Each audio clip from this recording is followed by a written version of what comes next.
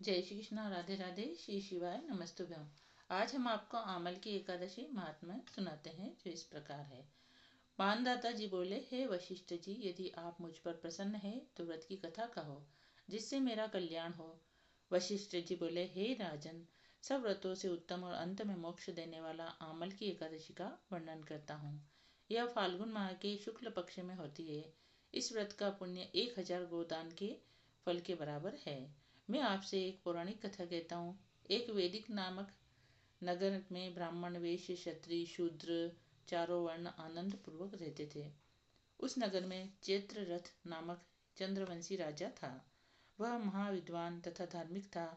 वहाँ के निवासी वृद्ध से बालक प्रत्येक एकादशी का व्रत करते थे। एक समय फाल्गुन मास के शुक्ल पक्ष को आमल नामक एकादशी आई। उस दिन राजा से प्रजा तक, वृद्ध से बालक तक, सबने हर्ष सहित उस एकादशी का व्रत किया। राजा अपना प्रजा के साथ मंदिर में जाकर पूर्ण कुंभ स्थापित करके तथा धूप, दीप, नैवेद्य, पंचरत्न, छत्र आदि से धात्री का पूजन करने लगे।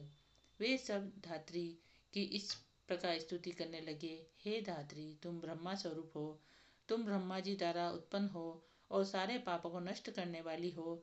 तुमको नमस्कार है। अब तुम अर्घ्य स्वीकार करो। तुम श्री रामचंद्र जी द्वारा सम्मानित हो। मैं आपकी प्रार्थना करता हूँ, मेरे समस्त पापों का हरण करो। उस देवालय में रात्रि को सबने जागरण किया। रात्रि के समय उस जगह एक बहेलिया आया। वह महापापी तथा दुराचारी था। वह भूखा प्यासा था। उस जगह विष्णु भगवान की कथा एकादशी महात्माएं सुनने लगा। बहेलिया ने उस रात्रि को अन्य लोगों के साथ साथा जागकर व्यतीत किया। प्रातः काल होते ही सभी लोग अपने अपने घर गए। कुछ समय बीतने के पश्चात उस बहेलिये की मृत्यु हुई और उस आमक की एकादशी के व्रत तथा जागरण के प्रभाव से उसने राजा विदुरथ के घर जन्म लिया। उसका नाम वसुरथ रखा गया। बड़े होने पर वह चतुरंगिनी सेना के सहित तथा धन दान से युक्त होकर 10 सहस्त्र ग्रामों का पालन करने लगा। वह तेज में सूर्य के, कांति में चंद्रमा के, वीरता में विष्णु भगवान के और क्षमा में पृथ्वी के समान था। वह अत्यंत धार्मिक, सत्यवादी, कर्मवीर और विष्णु भक्त था। वह सदैव यज्ञ किया करता था।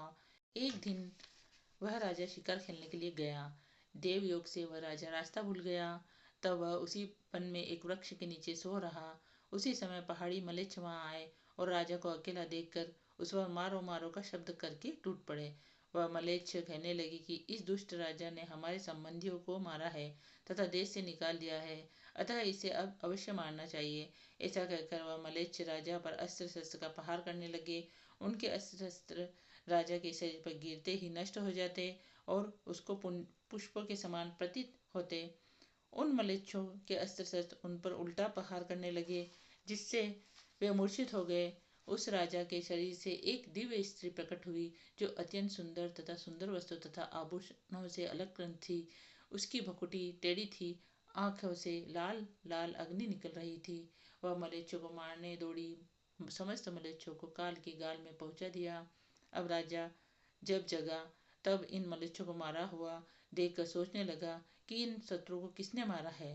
जब वह राजा ऐसा विचार कर रहा था, तभी आकाशवाणी हुई और कहने लगी, हे राजन, इस संसार में तेरी विष्णु भगवान के अतिरिक्त तो कौन रक्षा कर सकता है।